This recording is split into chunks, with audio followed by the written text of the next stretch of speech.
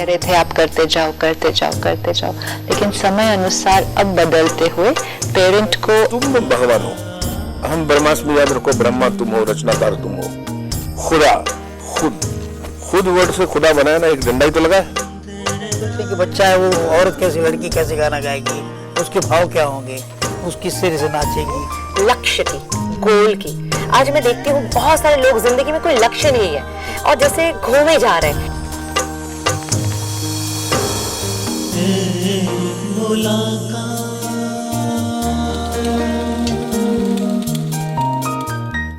नमस्कार। प्रजापिता ब्रह्मा कुमारी ईश्वरी विश्वविद्यालय के अंतर्राष्ट्रीय मुख्यालय माउंट आबू रोड के मनमोहनी वन में स्थित गॉडलीवुड स्टूडियो में चल रहे एक मुलाकात कार्यक्रम में आप सभी दर्शकों का हार्दिक स्वागत है। मित्रों, आप जानते हैं एक मुलाकात में हर बार हम एक नए मेहमान से आपकी मुलाकात कराते हैं। इस बार हमारे साथ जो मेहमान उपस्थित हैं वो हैं माइंड ट्रेनर हिमानी जी, जो अहमदाबाद से पधारी हैं। आपने अपनी MBA की पढ़ाई पूरी करने के पश्चात रिलायंस और बिरला जैसे अच्छे संस्थानों में कार्य किया, लेकिन जीवन में कुछ नया और सकारात्मक करने की चाह में आपने अपने फील्ड को चेंज किया और माइंड ट्रेनर बन गई। अब तक देश विदेश में आपने 600 से भी ज़्यादा प्रोग्राम किए हैं, जिससे 1.5 लाख लोगों ने लाभ प्राप्त किया है। आइए आज के कार्यक्रम में उनका स्वागत करते हैं। हिमानी जी, आपका बहुत बहुत स्वागत है। Thank you so much. Himani ji, पहला प्रश्न तो जो मेरे जेहन में आया और शायद हमारे दर्शकों के जेहन में भी आया होगा कि इतना अच्छा कैरियर जिसके लिए हर एक यूथ सोचता है कि मैं अच्छे पोस्ट तक पहुंचूं, आपने MBA किया, अच्छे पोजीशन में पहुंची, रिलायंस और बिरला जैसी एक अच्छी नामी जो स्थान है वहां पे कार्य किया, चेंज क्यों किया आपने अपना फील्ड? बहुत ही फ्रीक्वेंटली पूछा जाने वाला ये प्रश्न है मेरे हर एक प्रोग्राम में। जैसे मैं थोड़ा पहले से अपनी लाइफ स्टोरी बताऊं तो जब छोटी थी तब से मन में एक सपना था कि जीवन में कुछ खास करना है और कुछ नया करना है। बट सबने सिखाया था कि ज्यादा पढ़ना लिखना पड़ेगा, तो अच्छी तरह से ग्रेजुएशन कंप्लीट किया, कॉम्पिटिटिव एग्जाम्स के बाद MBA में अहमदाबाद में एडमिशन लिया। जब MBA की पढ़ाई कंप्लीट हो रही थी तब कैंपस इंटरव्यू में रिलायंस कंपनी ने मुझे सबसे ज्यादा सैलरी वाली जॉब देके सिलेक्ट किया एज अ मैनेजर की पोस्ट पे। और जैसे ही मेरा MBA कंप्लीट हुआ तो मैं रिलायंस में मैनेजर बन गई। तो मुझे लगा कि वाह, मेरी जिंदगी पूरी सेट हो गई। इतनी छोटी उम्र में इतनी बड़ी डिग्री, नौकरी, इतनी अच्छी सैलरी और इतने लोग आपके अंडर में काम कर रहे हैं, तो मुझे वही लगा कि बस अब इससे ज्यादा इंसान को जिंदगी में क्या चाहिए। बट मेरी ये जो खुशी थी रिलायंस की, वो 3-4 महीने में गायब हो गई। और उसका सबसे बड़ा रीजन ये था कि जो काम करने को मैं ऑफिस में जाया करती, वही काम मुझे बिल्कुल पसंद नहीं आता। एक्चुअली मैनेजमेंट, टीम हैंडलिंग, ये सब कुछ था और साथ में प्रेशर भी बहुत था। तो जैसे मैंने अपनी फ्रेंड्स लोगों को भी नोटिस किया कि वो लोग अपने काम को बहुत इंजॉय करते हैं क्योंकि उन्होंने अपने शौक को अपना करियर बनाया है।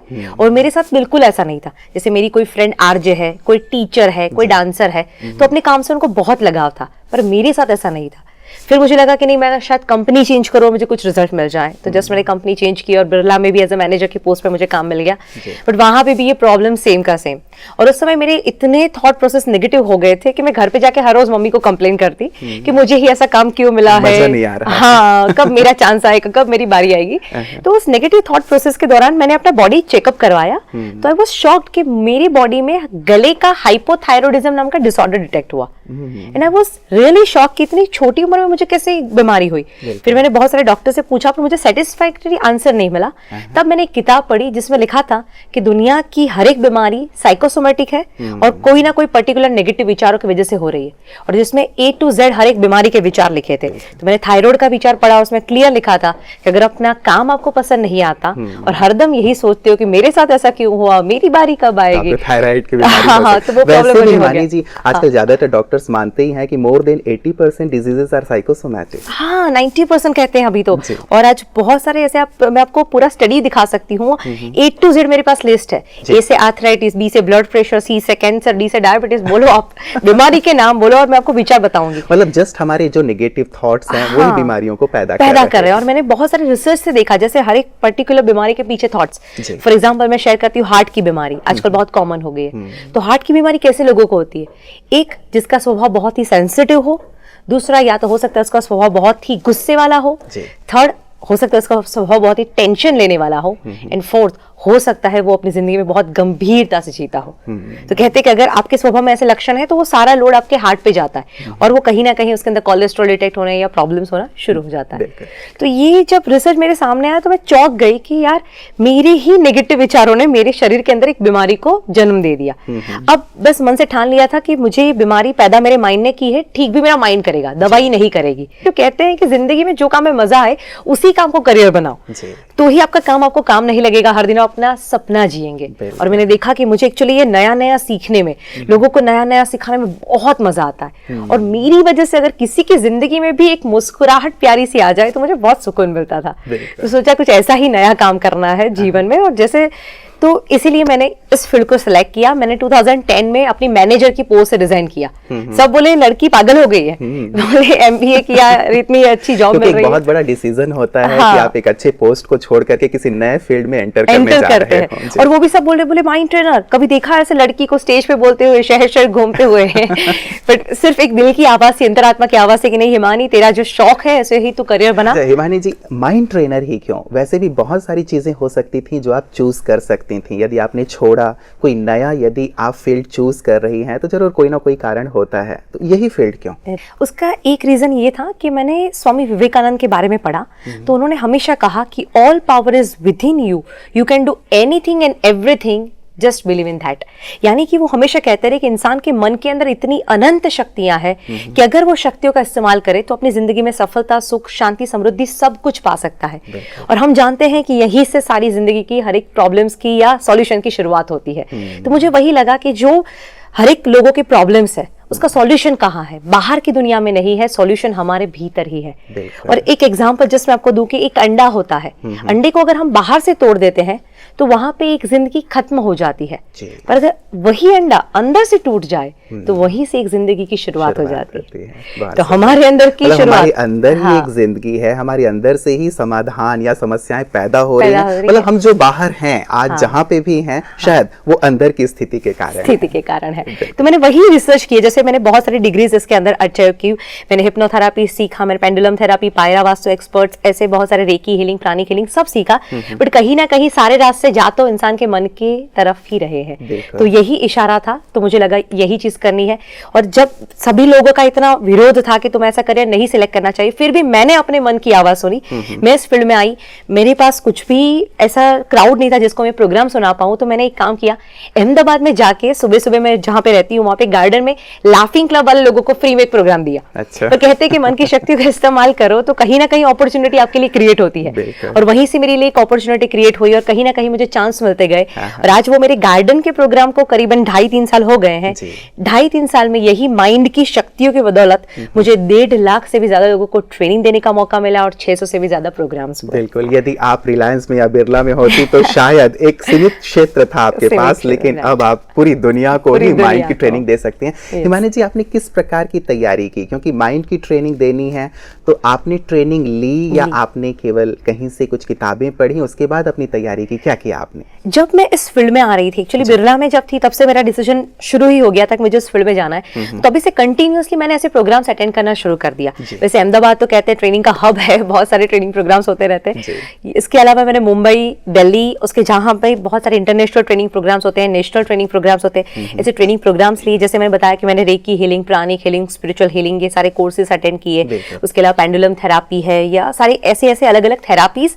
और माइंड से रिलेटेड सब्जेक्ट्स के बारे में ट्रेनिंग लेना शुरू किया। प्रोफेशनल पब्लिक स्पीकिंग ट्रेनिंग है या ट्रेनर्स ट्रेनिंग प्रोग्राम्स है, ऐसे बहुत सारे ट्रेनिंग प्रोग्राम। और राउंड अबाउट मैंने खुद के ऊपर आज तक 5.5 लाख से भी ज्यादा रुपया खर्चा किया है सिर्फ और सिर्फ ट्रेनिंग लेने में। तो मैं हमेशा कहती हूँ कि हमेशा इसीलिए आज आप इस मुकाम पे हैं कि आप इतने सारे लोगों को ट्रेनिंग दे पा रहे हैं। और 5 लाख रुपए की मैं कहूंगा कि उसकी वैल्यू नहीं है, लेकिन जितने लोग आपसे लाभ ले रहे हैं कहीं ना कहीं वो ज्यादा महत्वपूर्ण। और आज वो वही 5 लाख रुपए मेरी जिंदगी में 5 करोड़ की खुशियां ला रहा है। शायद 5 करोड़ भी नहीं, किसी से 50 करोड़ भी हो सकता है। बिल्कुल, और खुशी के लिए तो हम कहेंगे कि इसकी तो कोई कीमत नहीं है। यदि ये कि हमें प्राप्त हो रही है तो निश्चित रूप से हम बहुत ज्यादा खुशनसीब हैं। हिमानी जी, विशेष रूप से जैसे आपने माइंड ट्रेनिंग की बात कही, समाज के हर एक वर्ग के लोगों के लिए बहुत बहुत ज़्यादा आवश्यक है, लेकिन विशेष करके स्टूडेंट्स के लिए बहुत ज़्यादा आवश्यक है कि वो, उनकी एक शिकायत रहती है कि हम पढ़ते तो हैं लेकिन भूल जाते हैं। तो आज आप हमारी जो स्टूडेंट्स हैं, हमारी जो युवा दर्शक हैं, उन्हें आप क्या टिप्स देंगी कि कैसे वो सहज रूप से याद कर सकते हैं या आप अपनी स्मरण शक्ति को वो बढ़ा सकते हैं? अच्छा, स्मरण शक्ति और स्टूडेंट्स की बात आई, स्मरण शक्ति की बात तो मैं आगे कर रही हूँ, पर उससे पहले आज के यूथ और स्टूडेंट को मैं खास कहना चाहती हूँ। आज एक्चुअली आप देखें तो हर एक को सफलता चाहिए और सफलता के पीछे जैसे सब भाग रहे हैं, पर उस सफलता की दौड़ में वो जिंदगी का बहुत बड़ा पहलू मिस कर रहे हैं और वो है हैप्पीनेस। इंसान को सफलता की वैल्यू है पर खुशी की कोई वैल्यू नहीं है। और मैंने देखा है कि हर सफल इंसान को मैंने खुश नहीं देखा, पर हर खुश इंसान को मैंने सफल होता हुआ जरूर देखा है। तो आज मैं अपने ये सारे यूथ को सबसे पहला तो ये कहना चाहती हूँ कि जिंदगी में खुशी जो है वो सारी सफलता के दरवाजों की चाबी है। सबसे पहला तो वो रहना, वो आपके अंदर होना चाहिए। आज बहुत सुंदर बात आपने कही है। रियली सफलता के पीछे भागते भागते व्यक्ति कहीं ना कहीं अपनी खुशी को खो देता है, लेकिन खुश रहें तो सफलता ऑटोमेटिक आपको फॉलो करेगी। आती है, राइट। और साथ में मैं हमेशा कहती हूँ, मैं 3 शब्द मेरे हमेशा बच्चों को सिखाती हूँ कि जीवन में 3 चीजें करो, हंसो, हंसाओ और हंस डालो। 3 शब्द भी जिंदगी बदल सकते हैं। हंसो मतलब क्या कि हमेशा खुश रहो, जीवन को इतना बड़ा इतना प्यारा जश्न है, उस परमात्मा की देन है, उसे एंजॉय करो हंसते हंसते। हंसाओ यानी ऐसे कामकाज जिंदगी में हमेशा करते रहो जिसकी वजह से और लोगों की जिंदगी में खुशियां फैले। और हंस डालो मतलब जो भी परेशानी आपको बहुत टेंशन देती है उसके ऊपर ही हंसो, यानी उसका ही मजाक उड़ाओ। ये तो क्या है, हम ही अपने प्रॉब्लम को बहुत महत्व देते हैं कि मेरा प्रॉब्लम, मेरा टेंशन, क्या होगा कैसे होगा। और आप देखना उसको महत्व देते हैं इसलिए वो आपको चिपक के बैठ जाता है, बोले मैं नहीं जाऊंगा इधर से। मतलब मजाक करो, उसके ऊपर हंसना शुरू करो, निग्लेक्ट करो, सारे प्रॉब्लम्स अपने आप दूर हो जाएंगे। और ये भी मैं सिर्फ ऐसे नहीं कह रही, उसके पीछे भी एक साइंटिफिक वजह है। अब देखना, हम जब भी कोई फोटोग्राफ खिंचवाते हैं तो वो फोटोग्राफ क्लिक करने से पहले एक शब्द बोलता है, कौन सा? Smile please. हम सब जानते हैं स्माइल प्लीज, बट उसका वजह क्या है कि 5 सेकंड भी इंसान अपने चेहरे पे ये स्माइल बना ले तो उसकी आने वाली फोटो हमेशा के लिए बेहतर बना देती है। तो मैं हमेशा कहती हूँ कि 5 सेकंड की हंसी आपकी आने वाली फोटो को हमेशा के लिए बेहतर बना सकती है। तो आप जिंदगी भर हंसते रहोगे तो वो आने वाली जिंदगी कितनी बेहतरीन हो जाएगी। बहुत सुंदर मैसेज है। मतलब एक अच्छी चीज आपने हिमानी जी कही है कि वास्तव में खुशी किसी भी कीमत पे हमें खोनी नहीं है। खुश रह करके हम सफलता अर्जित करते चलें। अन्यथा कई बार ये होता है कि सफलता के पीछे भागते भागते हमारी दिनों दिन की जो खुशी है, जो हमें छोटी छोटी खुशियां भी प्राप्त होती हैं, उन्हें हम खो देते हैं। बड़ी बड़ी खुशी में भागते भागते वो सारी छोटी खुशियां चली जाती है। खुश रहने के लिए जैसे आपने कहा, एक तो हंसो, हंसाओ, हंस डालो। खुश रहने के लिए आप क्या टिप्स देंगे हमारे दर्शकों को? अच्छा, दर्शकों के लिए, सबके लिए मैं एक टिप बहुत इंपॉर्टेंट देना चाहती हूँ कि सच्ची खुशी इंसान को तभी मिल सकती है जब उसकी जिंदगी बैलेंस में होती है। इम्बैलेंस जिंदगी कभी आपको खुशी नहीं देती। और मेरी ओर से अगर मेरी भाषा में बैलेंसिंग की बात करें तो मैं हमेशा कहती हूँ कि जीवन का तंबू 4 बंबू के ऊपर खड़ा है, और वो बंबू है physical, mental, social and spiritual. इंसान की जिंदगी में इसमें से एक भी भाग मिसिंग है तो अपनी जिंदगी में कभी खुश नहीं रह सकता। फॉर एग्जाम्पल, आज उसके पास बहुत सारा पैसा है पर मानो उसकी हेल्थ बहुत खराब है, दवाइयों का शिकार है, बीमारियों का शिकार है, तो वो अपनी जिंदगी में खुश नहीं रह पाएगा। जैसे एग्जाम्पल ले सकते हैं माइकल जैक्सन कि वो अपनी सफलता के करियर को छोड़ रहे थे। हाँ, बट क्या हुआ, उन्होंने भागते भागते अपनी हेल्थ को बहुत निग्लेक्ट कर दिया और इसलिए वो सफलता को एंजॉय नहीं कर पाए। दूसरा पहलू आता है मानसिक शांति। आज इंसान को मन की शांति का महत्व नहीं, और जब उसके पास सब कुछ होता है तब भी उसको कमी लगती है वो शांति की, इसलिए फिर वो भटकता रहता है, तो उसका भी महत्व। तीसरी चीज सोशल, यानी कि सामाजिक, हमारे रिश्ते। आज मैं ये भी देख रही हूँ, मेरे पास इतने लोग काउंसलिंग में आते हैं, अपने प्रॉब्लम्स लेके आते हैं, 90% लोग अपने प्रॉब्लम्स रिश्तों के ही लेके आते हैं। माँ बाप बच्चों की बात करते हैं, हस्बैंड वाइफ की बात करता है, भाई भाई झगड़ रहे हैं, तो घर के अंदर इतना माहौल बिगड़ गया है। स्वामी विवेकानंद एक बहुत अच्छी बात सिखाते हैं कि जीवन में ज्यादा रिश्ते होना जरूरी नहीं है, पर हर रिश्ते में जीवन होना बहुत जरूरी है। तो अब देखिए, मैं हमेशा इंसान को सिखाती हूँ कि इंसान की सबसे ज्यादा, सबसे बड़ी खुशी उसके रिश्तों में ही छुपी है और सबसे बड़ा दुख भी उसके रिश्तों में ही छुपा है। बिल्कुल। और वैसे भी सामाजिक प्राणी है मनुष्य। जन्म से लेकर के मृत्यु तक वो किसी न किसी रिश्ते में रहता ही है, और यदि उसमें सुख नहीं है तो शायद वो जीवन नीरस हो जाता है। आज मानो एक मोबाइल टूट गया तो इतना दुख नहीं होगा, पर अगर किसी ने अपना दिल तोड़ दिया तो फिर उसमें घंटों हमारे चले जाएंगे। तो कहने का मतलब, मैं हमेशा कहती हूँ कि मैंने किसी इंसान को मर्सिडीज नहीं मिली ली और सुसाइड कर लिया, ऐसा नहीं सुना, पर हाँ उसको प्यार नहीं मिला और उसने सुसाइड कर लिया, ऐसा जरूर सुना है। बिल्कुल, तो उस प्यार का भी महत्व है। हाँ जी। And fourth aspect is spirituality. Actually वो फोर्थ नहीं है, वो तो हमारी जिंदगी का बहुत इंपॉर्टेंट पिलर है, जी। बट आज की जनरेशन शायद ये मानती है कि पहले 50 साल कमाओ धमाओ एंजॉय करो, बाद में आध्यात्मिकता देखी जाएगी। तो मैं कहती हूँ कि बाद में कभी वो वक्त नहीं आएगा, जी। क्योंकि जीवन के तो ऐसा होता है कि जीवन के पहले 50 साल पैसा कमाने में हम अपनी हेल्थ को खर्च कर देते हैं, बाकी के 50 साल वही हेल्थ को वापस पाने में बचाया हुआ पैसा खर्च कर देते हैं। बिल्कुल सही तो बात उसी में कही उलझे आपने। रहेंगे। तो वो आध्यात्मिकता का समय 50 साल के बाद नहीं, आज से ही, अभी से ही वो आध्यात्मिकता तो एक होनी प्रकार चाहिए। से समाज में एक भ्रांति ही फैल गई है कि यदि धर्म या अध्यात्म की बात करनी है वृद्धावस्था में करना। अभी तुम्हारी उम्र क्या हुई उम्र है? क्या हुई यदि है? कोई यंगस्टर्स यदि कोई इस प्रकार की गतिविधियों में यदि लगता है तो वो कहते हैं कि ये तुम्हारी उम्र थोड़ी है, अभी तो तुम हाँ। कमाओ खाओ जिंदगी का Right. आनंद लो, ये सब तो आपके 60 साल की उम्र के बाद ये Right. कीजिएगा। लेकिन वो हंसी में ये बात भी कहते हैं कि 60 साल के बाद तो राम की जगह लाम निकलने लगता है। तो जब हम शब्दों का उच्चारण ही ठीक से नहीं कर नहीं पाएंगे कर पाएंगे। तो फिर हम वो भक्ति भावना या फिर आध्यात्म की ओर कहाँ बढ़ पाएंगे? नहीं होता। और मैंने देखा है जिसके अंदर आध्यात्मिकता नहीं होती, इसकी जिंदगी में इतने प्रॉब्लम्स। मैं हमेशा कहती हूँ, इंसानों को मैं देखती हूँ, इंसान जीते ऐसे हैं जैसे कभी मरने वाले ही नहीं, इंसान जीते हैं ऐसे जैसे कभी मरने वाले ही नहीं, और इंसान मरता ऐसे है जैसे कभी जिया ही नहीं। बिल्कुल। तो वो कमी क्यों महसूस होती है, क्यों 70-80 साल की उम्र पर जब दुनिया छोड़नी आती है तो वो अफसोस होता है, क्योंकि उसके अंदर आध्यात्मिकता नहीं थी। जी, जी। वो बस राह देखता रह गया, कब आएगा ये आएगा। बट आध्यात्मिकता, मैं तो यंगस्टर्स को भी कहती हूँ कि तुम्हें अपने अंदर आध्यात्मिकता को जन्म देना बहुत इंपॉर्टेंट है। अगर मैं कहती हूँ कि उससे आप कनेक्ट रहेंगे ना, जी। तो हमारे जीवन में आने वाले तूफान भी तोहफे बन जाएंगे। बिल्कुल हिमानी जी, मुझे लगता है कई बार कि शायद यंगस्टर्स को या समाज के अलग अलग वर्गों को आध्यात्म का वास्तविक अर्थ पता नहीं है। वो सोचते हैं कि आध्यात्मिकता अर्थात गेरवे कपड़े पहन लेना, सफेद कपड़े पहन लेना, जंगल की ओर प्रस्थान कर कर जाना, लेना। अपनी रिस्पॉन्सिबिलिटीज को छोड़ देना, शायद वो इसका भाव ये समझते हैं। हाँ। लेकिन वास्तव में स्पिरिचुअलिटी का जहां तक मैं भाव मेरे समझ में आता है हाँ। कि जीवन को अच्छी तरह से जीना, मुस्कुराना, Right. दूसरों को खुशी देना, अपनी Right. रिस्पॉन्सिबिलिटीज को और बेहतर तरीके से निभाना। मुझे लगता है कि रिस्पॉन्सिबिलिटी तो या स्पिरिचुअलिटी ये है। हाँ, मैं भी यही मानती हूँ। मेरे पास बहुत लोग कहते हैं कि हम लोग पूजा पाठ अर्चना करते हैं तो हम कितने आध्यात्मिक हैं। मैं उनको कहती हूँ कि आप धार्मिक है। धार्मिकता आध्यात्मिकता अलग चीज है। मेरी दृष्टि में आध्यात्मिक होना यानी अपने ऐसे कामकाज करना जिसकी वजह से और लोगों की जिंदगी में पॉजिटिव बदलाव आ जाए, वो सच्ची आध्यात्मिकता है। किसी और का भला, आप जो भी बिजनेस कर रहे हो पर उसके अंदर भी आपकी भावना अगर किसी का अच्छा करने की जुड़ जाती है तो आध्यात्मिकता कहा जाता है। तो जिंदगी के अंदर बेस्ट तरीके से जीना, दूसरों को खुशी देना और उससे कनेक्ट रहना, परमात्मा से कनेक्ट रहना। क्योंकि हमारे एक खासियत है कि इंसान को जब दुख आता है तब उसकी याद आती है दुख खुशी में सुमिरन सब करे, सुख में करे ना कोई। तो इसीलिए तो ये आध्यात्मिकता। आप हिमानी जी अभी एक आध्यात्मिक संस्था में आई हुई हैं, प्रजापिता ब्रह्मा कुमारी ईश्वरी विश्वविद्यालय, ये भी एक आध्यात्मिक संस्था है। तो यहाँ आकर के आपने क्या सीखा, क्या जाना? आपको क्या लगता है कि यहाँ जो सिखाई जाने वाली बातें हैं, जो मूल्यों की शिक्षा है, समाज के लिए कितना आवश्यक है? ओके, इसके ऊपर मैं एक अपनी जिंदगी का एग्जाम्पल शेयर करना चाहूंगी। जी।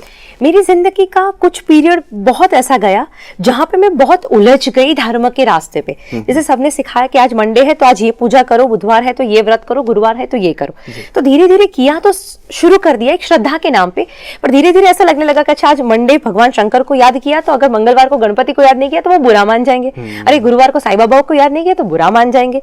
तो धीरे धीरे मैंने देखा कि मेरे भगवान के साथ या ईश्वर के साथ जो रिश्ते सुलझने चाहिए उसकी वजह से उसकी बजाय उलझ गए। मैं बहुत कंफ्यूज हो गई और हमेशा जैसे मेरे और भगवान के रिलेशन एक बार्टर सिस्टम है, भगवान आप ये दो तो मैं ये करूंगी, आप ये करो तो मैं वो पूजा करूंगी।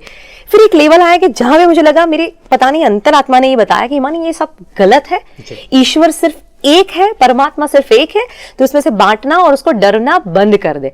और उसी दिन से, जैसे ब्रह्मा कुमारी में तो बाद में सीखी मैं, पर उससे पहले ही मैं मानती थी कि नहीं वो परम शक्ति कोई एक है। और जब से उसको याद करना शुरू कर दिया, उसे जुड़ना शुरू कर दिया, तो मैं देखती हूँ कि मेरे जो रिश्ते थे वो पूरे बदल गए।